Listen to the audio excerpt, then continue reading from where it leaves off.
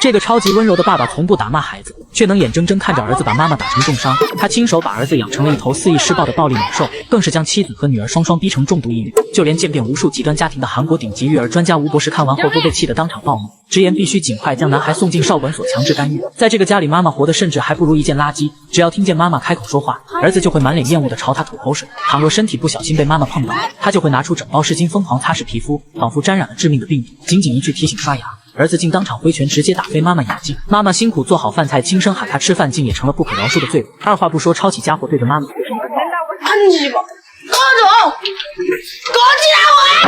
日復一日的暴力对待讓媽媽傷痕不斷，常年活在恐懼和痛苦之中。最讓人窒息心寒的一幕發生在男孩邀請同學上門做客時，媽媽放下所有委屈，溫柔詢問孩子們想吃什麼，可換來的卻是兒子的當眾暴怒，厲聲呵斥媽媽趕緊滾出去，甚至當着同學的面揮拳威脅，極盡羞辱。一旁的同學都看傻了，誰也想不到這個在家對親媽凶狠、暴力、囂張蠻橫的惡魔少年，在爸爸面前卻瞬間切換成另一副乖巧溫順的模樣。這天，媽媽喜提新車，一家4口計劃外出吃飯慶祝，本該溫馨歡樂的時刻卻再次被兒子攪亂。他百般抗拒，堅決不肯踏進媽媽的新車半步，執意要求爸爸開救護車單獨載他。面對兒子無理取鬧的要求，一向溫和的爸爸沒有一絲責備，直接順着他妥協。可這份毫無底線的遷就與軟弱，在孩子眼裡從來不是父愛，而是可以肆意任性踐踏家人尊嚴的底氣。深夜見兒子還在抱着手機遲遲不肯入睡，身心俱疲的媽媽在經歷2個小時的思想鬥爭後，才終於鼓起勇氣敲門勸說，卻沒想到這輕輕一敲，直接敲開了人間地獄。房門打開後，沒有孩子的愧疚認祖，迎面而來的是蓄謀已久的暴力。男孩掄起球棍，一下又一下狠狠砸向媽媽。就在媽媽被打得瀕臨崩溃、陷入絕望之时，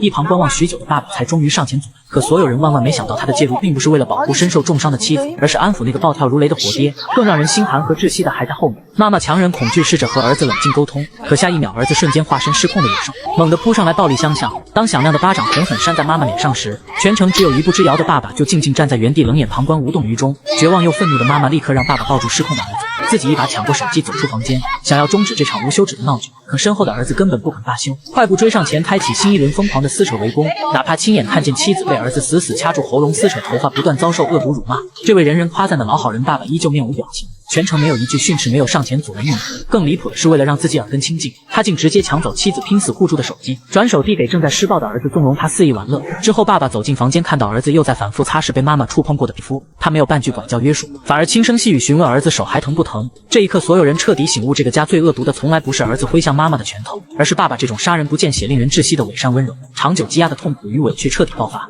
媽媽終於崩潰大哭。外人都羨慕她嫁了一個脾氣極好、從不發火的丈夫，可只有她自己知道，這個看似溫柔的丈夫永遠是家庭暴力的旁觀者，是催生所有悲劇的幕後推手。她崩潰哀求丈夫，希望他能扛起身為父親的責任，好好管教兒子。如果再放任下去，兒子的暴力問題只會越來越嚴重。可面對妻子的崩潰哭訴，丈夫卻輕描淡寫，極其敷衍。演播室的嘉賓們看到這裡徹底怒了，直言這根本不是什麼慈父，只是一名懼怕衝突的逃避者。看似無暴力的溫柔，卻是殺人不見血的利刃。面對眾人的指責，爸爸滿心委屈的辯解，坦言自己童年長期遭受父親家暴，受盡了折磨，所以他暗暗發誓這輩子絕不打罵孩子，不願讓孩子重複自己的悲慘遭遇。可吳博士卻一針見血地撕開了這層偽善，直言爸爸的所作所為根本不是愛孩子，只是單純恐懼自己變成當年施暴的父親。為了避免和孩子產生矛盾，他乾脆徹底放棄管教，無底線縱容兒子所有惡行，只要能息事寧人，不惜犧牲妻子的尊嚴和安危，只為維持自己溫柔好爸爸的人設，優先照顧自己的心愛而非家人的安危。當目睹兒子毆打妻子時，他冷眼旁觀；當妻子遭受傷害時，他竟第一時間安撫施暴的兒子。比起妻子承受的痛苦，他更害怕破壞自己平和的形象。夫妻本該統一戰線，可每當母子爆發衝突，他永遠缺位，不制止暴力，不主持公道，不斷消解媽媽管教的威信。媽媽拼盡全力建立規則，他轉頭就全部破壞，不斷扭曲孩子的是非觀，讓男孩欺軟怕硬，仇視母親，滋生暴力傾向。果不其然，在後續的新生採訪中，男孩終於袒露了藏在心底最可怕的願望，他希望媽媽在這個家裡永遠消失。吳博士厲聲警告爸爸，必須立刻站回父親的位置，守住教育底線，不要再躲在妻子的眼淚和委屈背後扮演老好人。倘若他繼續這樣逃避責任，一味縱容，孩子遲早會徹底漠視規則，肆意妄為，未來極有可能滋生出反社會人格，做出更加恐怖的極端行為。更可怕的是，如今施加在媽媽身上的暴力，終有一天會全數落到爸爸身上。而接下來的畫面則完美印證了吳博士的所有預判。男孩對媽媽的敵意已經病態到無法和他共處一室，僅僅是爸爸轉身去上廁所的短短幾秒，他就瞬間展露凶狠本性。他會毫無徵兆、沒有任何緣由的扇媽媽耳光。이놈의 자식! 하라고. 一幕幕令人心碎的畫面直擊屏幕，就連後台的嘉賓都被氣得渾身發抖。可這僅僅只是悲劇的開始。隔天清晨，媽媽只是陪着爸爸一同進屋喊男孩起床，只是視線裡出現了媽媽的身影，男孩就瞬間情緒失控，獸性爆發，瘋了一樣追着媽媽暴力毆打。眼看家裡情況徹底失控，第二天吳博士直接強硬要求父母把孩子帶到警局接受警示教育。當看到男孩長期辱罵毆打媽媽的施暴畫面後，就連見慣各類糾紛的帽子叔叔都忍不住嘆了一口气，直言問題太嚴重。 심각한데 욕을 하고 때리고 하던데 왜 때리는 거야? 面对质問，男孩毫无悔意，態度囂張，甚至把所有過錯全部甩鍋給媽媽。 제가 딱 싫어하는 이유만 골라서 하잖아요. 사람 때리는 건 범죄야, 범죄. 네 범죄가 뭔지 알아? 이렇게 하면 네 지금 엄마 때리는 것도 범죄라고. 저 범죄자 안 되는데요?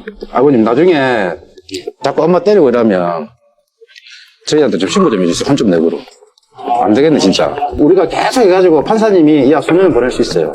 네 소년에서 한 3달 살아봐라. 어떻게 얼마나 갑갑한지 부모님이 고마움을 느낄 거야. 這次極具衝擊力的權威震懾終於震醒了無法無天的男孩。從警局回去後，平日裡囂張跋扈的他瞬間收斂所有戾氣，變得格外乖巧安分，家中難得恢復平靜。但吳博士依舊直言不諱地表示，孩子的救贖之路，整個家庭的修復之路依舊十分漫長。